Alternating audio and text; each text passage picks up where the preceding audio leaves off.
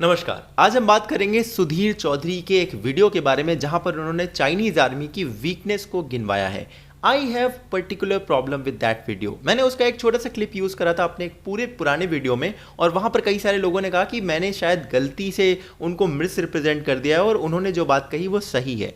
And that is when I thought कि क्यों ना उनके पूरे वीडियो के बारे में डिस्कशन किया जाए एंड मैं क्लियरली बताऊं कि मेरा क्या पॉइंट ऑफ व्यू है। वैसे कई लोग सुधीर चौधरी को पसंद करते हो, आप उन्हें फॉलो करते हो and he definitely must be giving a lot of information to you guys जो आपको अच्छी लगती है। इससे मुझे कोई प्रॉब्लम नहीं है। मेरा सिंपल सा पॉइंट है कि जहां पर मुझे प्रॉब्लम लगती है मैं उसे पॉइंट आउट करता हूं, चाहे वो कोई भी जर्नलिस्ट हो। मैंने रवीश कुमार पर पूरा वीडियो बनाया हुआ है। अभी कुछ दिनों पहले मैंने आज तक के ऊपर एक वीडियो बनाया था जब उसने सुशांत सिंह राजपूत के ऊपर घटिया रिपोर्टिंग करी थी और जस्ट नेक्स्ट डे मैंने आज तक की उस क्लिप के बारे में आज तक को सपोर्ट करा था जहां पर उसकी जर्नलिस्ट की एक क्लिपिंग चलाई जा रही थी और गलत तरह से उसे रिप्रेजेंट करा जा रहा था।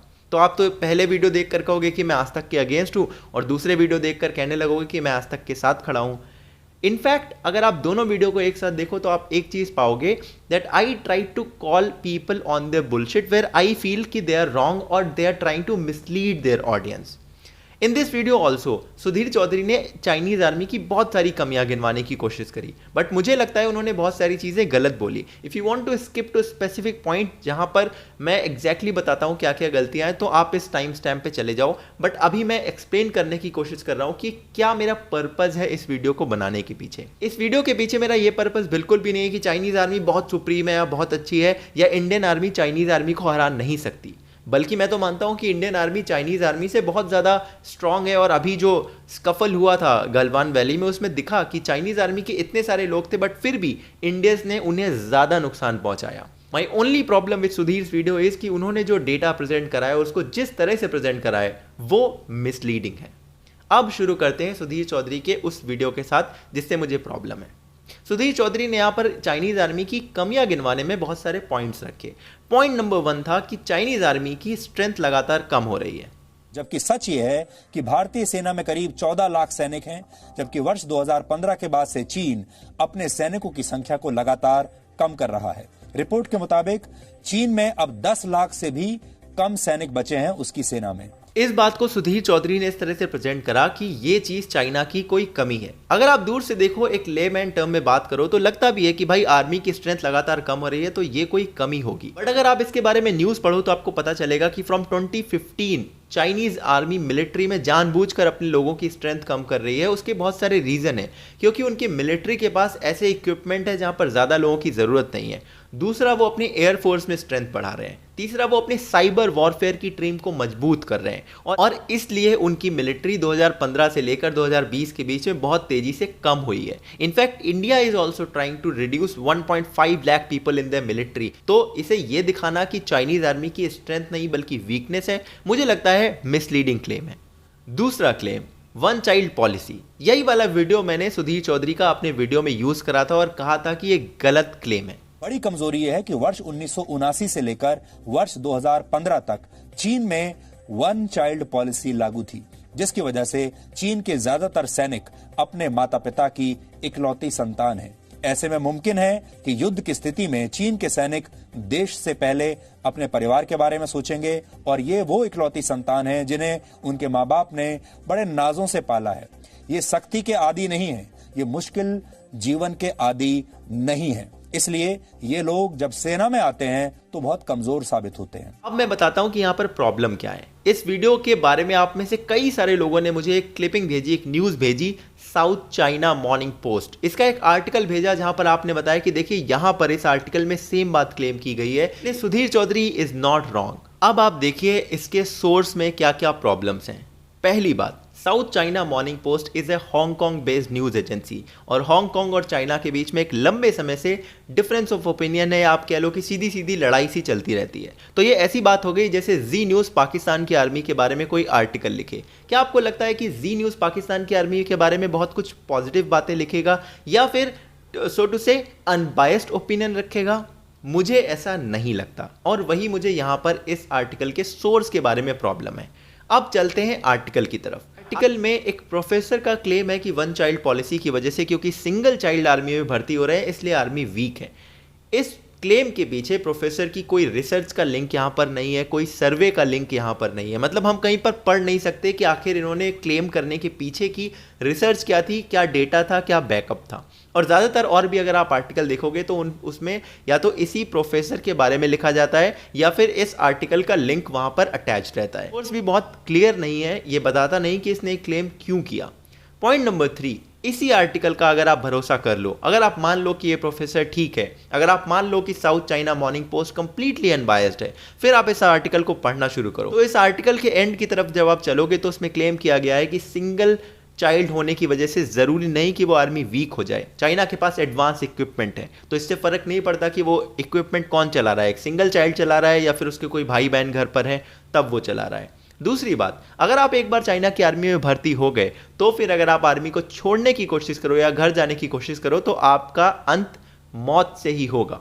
और आप मुझे बताइए साइकोलॉजिकली अगर आपके पास 2 ऑप्शन है और दोनों ऑप्शन में सिर्फ आपको डेथ दिख रही है तो आप कौन सा चूज करोगे? जहां पर आपको ग्लोरी मिले, जहां पर आप कंट्री के लिए फाइट करो, या फिर जहां पर आप अपनी आर्मी से भाग जाओ, क्योंकि मरना आपको वहां पर भी पड़ेगा। सो आई थिंक कि यहां पर ये वाला लॉजिक पूरी तरह से फेल हो जाता है कि सिंगल चाइल्ड है तो वो मोटिवेटेड नहीं होगा। बाकी I leave it on you कि आपका क्या इंटरप्रिटेशन है, आप क्या इसके बारे में सोचते हो। पॉइंट नंबर 3, सुधीर चौधरी यहां पर अपना जो भी पॉइंट रख रहे हैं उसके पीछे आप स्क्रीन पर देखिए। यहां पर तो आर्मी का कंपैरिजन होने वाला था ऐसा मुझे लगा, बट यहां पर तो आम जनता का कंपैरिजन होने लगा। इन्होंने बताया कि चाइना के लोग ज्यादा बूढ़े हैं और इंडिया के लोग कम बूढ़े हैं।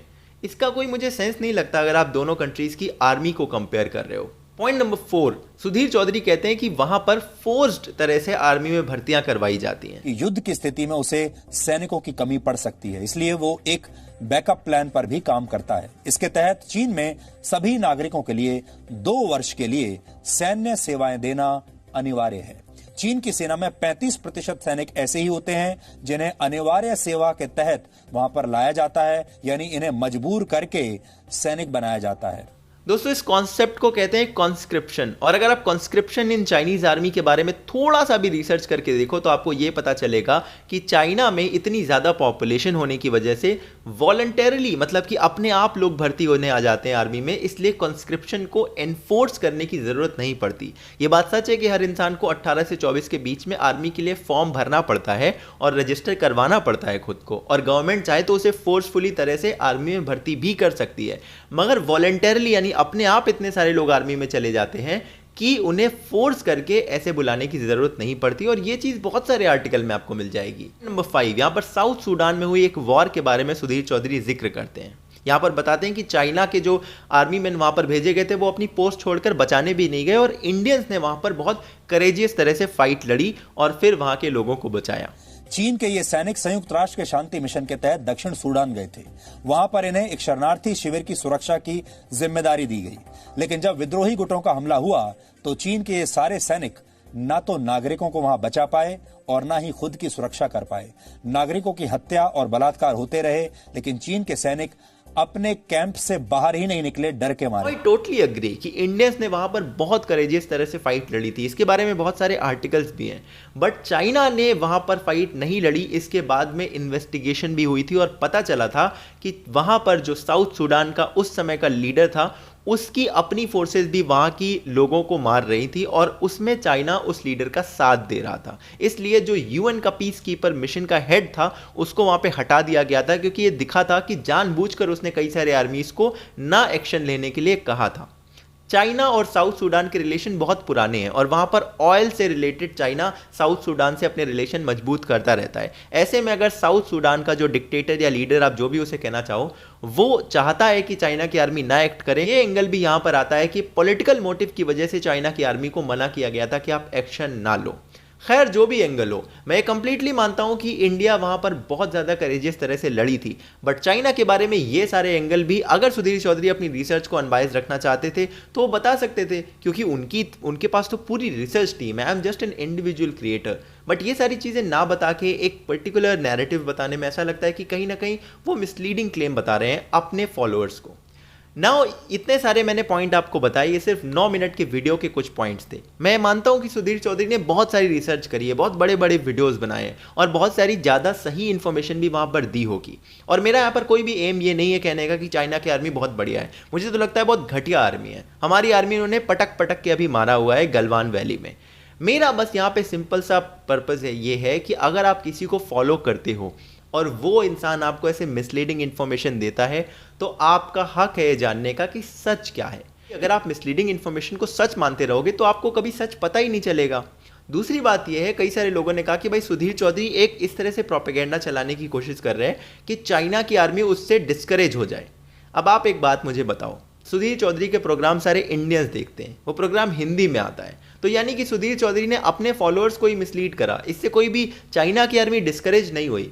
और हमें भी सच जानने का अधिकार है और हमें सच के बेसिस पर चाइनीज आर्मी को इवेल्युएट करना चाहिए, ना कि ये कि वहाँ के बारे में झूठ बोलकर हम खुश हो जाएं कि भाई ये सारी तो उनके में कमियां हैं। हमें एग्जैक्ट सच्चाई जाननी चाहिए, उसके बेसिस पे इवेल्युएट करना चाहिए। बस यही मेरा पर्पस था कि मैं ट्राई करूं सच फाइंड आउट करने की। मैंने 9 मिनट की क्लिप देखी थी, मुझे गुस्सा आया कि देखिए सुधीर चौधरी ने कई सारे झूठ बोले, तो मैंने एक छोटी सी क्लिप उसमें यूज़ करके एज एन एग्जाम्पल बताया कि देखिए कैसे ये गलत तरह की जर्नलिज्म हो रही है चाइना की आर्मी को इवेल्युएट करने के बारे में। आप में से कई सारे लोगों को बुरा लगा, तो मुझे लगा कि मैं अपना ओपिनियन बता दूं कि मुझे क्यों ऐसा लगा था कि मैं उस क्लिप को इंक्लूड करके अपना ये कमेंट रखूं।